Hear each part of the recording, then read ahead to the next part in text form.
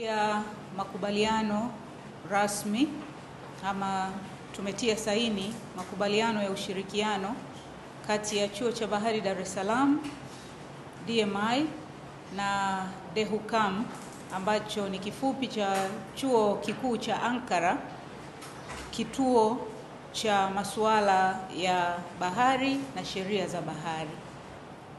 Lengo kubwa la kuingia makubaliano na chuo hiki ambacho kipo nchini Uturuki ni kushirikiana katika masuala yanayohusu bahari pamoja na sheria za bahari.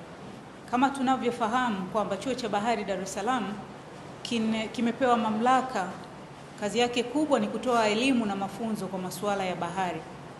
Tunafundisha mabaharia, lakini pia na kozi nyingine ikiwemo biashara ya kimataifa na sheria za bahari.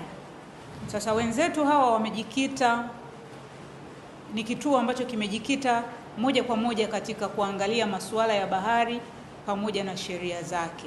Kwa hiyo kuingia kwetu mkataba huu sisi ama makubaliano haya kuna kwenda kuimarisha uwezo wa DMI katika kuendesha kozi mbalimbali nchini Tanzania zinazohusiana na sheria za bahari. Tunafahamu kwamba kwa sasa katika kila kozi inayotolewa katika Chuo cha Bahari Dar es Salaam kuna eneo linalozungumzia habari nzima ya sheria za bahari. Kozi za mabaharia zina moduli inayozungumzia sheria ya bahari. Lakini pia kozi nyingine katika level ya bachelor, shahada ya kwanza, lakini pia na shahada za uzamili, zote zinaingiza sehemu ya sheria za bahari. Kwa nini? Kwa sababu tunapozungumzia biashara ya kimataifa ambayo kwa sehemu kubwa zaidi ya 80% inapelekwa kwa njia ya maji,